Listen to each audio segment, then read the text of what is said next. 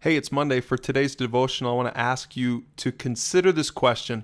What is the direction of your righteousness? Here's what I mean by that. If you think about all the things that a lot of religions say make you righteous or make you right in God's eyes or good with God or in good standing with God or however you want to say it. So I've got some examples like baptism is one of those things that some people say is important, and tithing, or being a giver financially, or serving, or I've just got a bunch of rules, whatever those rules are. Maybe you grew up in a church that taught this, rule number 1 or 2 or 3 or 4 or 5 or whatever. So a lot of churches, a lot of religions would teach that really the point is for you to do these things, and as you do these things, that eventually, here you are in the middle, the yellow circle, eventually this works into your life, and eventually you become righteous from the outside in. Now here's what Jesus had to say about this. In Matthew 15, Jesus said this. He was teaching to the Pharisees. He said, "Listen and understand."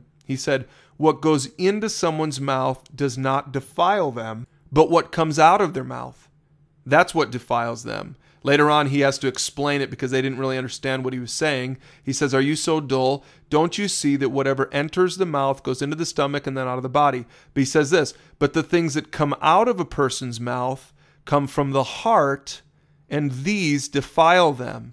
He explains it even further. He says in verse 19, "For out of the heart come evil thoughts, murder, adultery, sexual immorality, theft, false testimony, slander," and we could probably put 100 more things on that list. And he says, these are the things that defile a person, but eating with unwashed hands doesn't defile them. That was one of the rules that they were talking about at the time. And so what Jesus was basically saying is, this is defiled. Every single person is defiled in their heart. And so it doesn't matter how much stuff you try to bring from the outside. It doesn't matter how many rules, like washing your hands on the external rules. It doesn't matter how many external rules you try to enforce.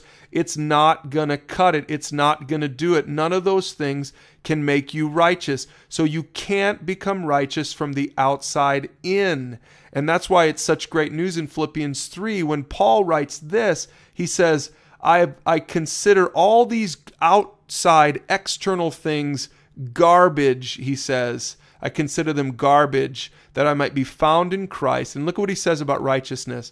"Not having a righteousness of my own that comes from the law, but that which is through faith in Christ, the righteousness that comes from God on the basis of faith." And so Paul is giving the answer to this question. He says, righteousness of your own that comes from the law, from the external stuff, that is not real righteousness. That won't do you any good.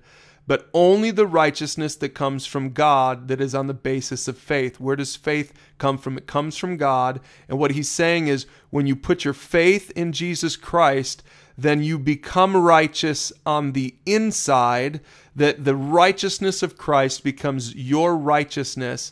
And this is the Christian way. This is the biblical way. And then what happens is it begins to work itself out of you, and then other people begin to see it evident on the outside of your life.